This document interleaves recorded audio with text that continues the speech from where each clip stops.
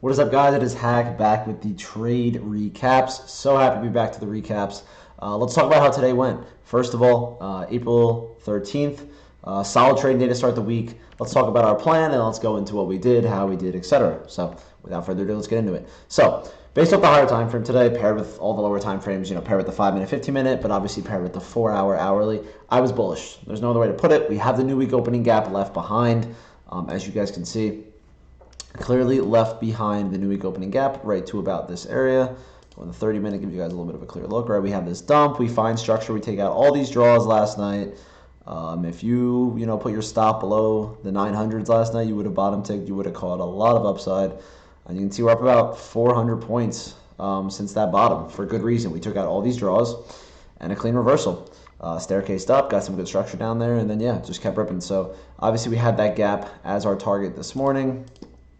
1 hour, right, bullish, even before this big candle. 4-hour bullish, look at all this. 1 hour bullish, 30-minute bullish, all staircasing. So very bullish into today. New week opening gap was the clear target. Now that you know where price wants to go, it is time to find the entry for you. You obviously do that throughout waiting. I just said I'm aware of shorts, Asia low, but I do want to see us go after or trace back into it before or after this new week opening gap is filled. So with what happened to price today, as you guys will see. I'm on the 30-second here. This is where we took our trade. Let's just go on the 5-minute and talk about what the market did before our trade.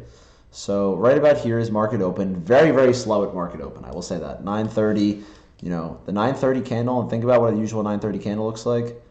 Only moved about 30 points, which really is not that much, especially in these conditions. Moving 30 points on an opening candle is not that much. So you see the market open here, right? You see us kind of chop sideways in the 2 minutes, slowly go lower. I told my whole live trading crew that I wanted to see us into about the 150 area for longs. A lot of areas resting at the 162s.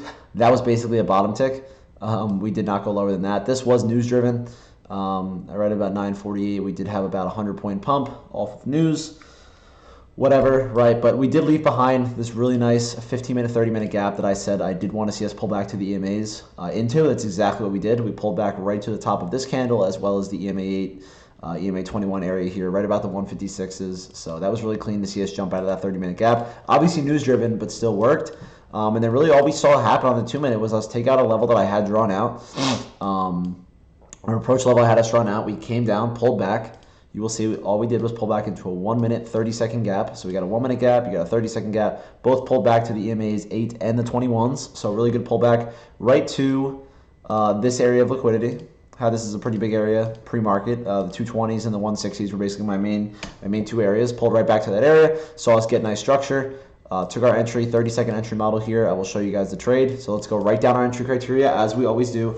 First of all, higher time frame drives lower time frame execution was certainly the case today. Was very bullish on the higher time frame. Waited for our lower time frame to show us the entry we wanted to trade towards the new week opening gap, which is about the 320s. You will see we even took profits at new high of day before that because I didn't feel the need to hold any longer. I was okay with 38 points on the size and then I was on. So obviously right there checks the first box, higher time frame drives and lower time frame execution. VWAP and EMA, impact, cross, confirmation, etc. VWAP did not really come into play today because we were pretty overextended, but you did, I explained to you guys on the 30-second 1-minute how the EMAs came into play as well as how the 30-minute EMA came into play inside of that 30-minute gap. 5-minute, 15-minute, 30-minute gap confirming our trade or our bias. Just explain that with the 30-minute gap. And then a clear draw on liquidity to the highs, baby. To the highs, to that new week opening gap was our draw. It was about the 320s here. We TP'd for about 37 points, 2.5 RR. Right before that, you can see the whole time on the 30-second, showed a lot of strength, staircase right up the EMA 8. Really, really good trade. And then a key volume target with a 30-second, 1-minute, 2-minute fair value IFEG protecting our stop. 30-second stop, or 30-second gap, protecting our stop. Our stop was originally right here for about 1.7 R. Once we got to this area with confidence, I did move my stop up. Deeper into this, basically went break even, but this is where initially where our stop was. We did drag it up to right about here, but yeah, we had that 30-second gap protecting our stop loss. So a setup, really happy with how we executed, stayed patient. A lot of my moves have been coming closer to like 9:55 to 10:05, so that first 20 minutes I've been a lot better off just kind of watching and waiting, and then as we get closer to our draw on liquidity, I take a 40, 50, 60 point trade towards it. And yeah, I mean, that was the trading day. I hope that really made sense and why I thought the way I did. So you guys saw us kind of go lower. I was interested in longs in this area, but I needed an entry. on the 30-minute entering in a 60-point gap, right? That's just not specific enough. It's not really going to do anything for you. So you can see, right, we came right up off that news move. We pulled back, right? You see how the 30-second closes wedged right below the 8 and the 21? That's a great sign if we defend the 21 candles stack in between, because that means that bull's price action is trying to reverse this. And especially just dealing with significant level, basic where I started trading, supply and demand. This high is here, this rejects, we make a move through the high. If we're going to pull back, where do we want to pull back to? That recent high. We pulled back to all the liquidity that I saw trapped right in this area. Really nice reversal. You can see it on the 1 minute as well, right up the EMA in a fat 1 minute fair value gap. Candle closes, as I can show you, right at about the 0.5. Look at that, right on the 0.5 the body closes of that 1 minute gap. Absorbed all of the volume in this area, closed right above our EMA, staircased, took our 30-second entry, watched it play out really on the 2 minute, but it was a quick trade. I mean, we waited, right? We stayed patient for what we wanted to see, and 1 minute, 2 minutes, probably about 3-4 minute trade.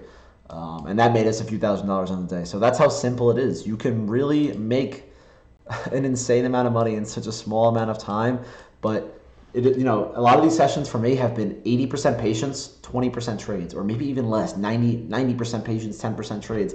A day like today, waited about 26 minutes for a setup and took a 4-minute setup. So you can do the math on that. Four minutes out of 30 minutes, whatever that math comes out to, like 15% trading and like 85% patience. This is a game of patience, this is a game of discipline. So that really should continue to be your main focus. But yeah, really happy with today's trading day, happy with how we executed.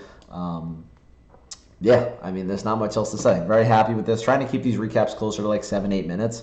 But that's how we executed today. Now that the new week opening gap is filled, I am more open to price wanting to make a move down. Personally, I don't really care if price makes a move down as of now, right? Because I'm focused on trading AM session. Maybe some gold in Asia and stuff like that. I don't like trading NQ at all during like any other sessions besides New York. So my focus is NQ during this session, or maybe some gold during other sessions. But honestly, just primarily NQ. Gold is starting to ramp up a little more with everything going on. But yeah, this is kind of my main focus. If it ain't broke, don't fix it. Just keep doing what we're doing. Keep these payouts rolling, and let's just keep banking. The Discord had a really nice morning. The profit section looked really good today. A lot of guys making some good money. So yeah, love to see it. Appreciate you guys for watching. Peace out.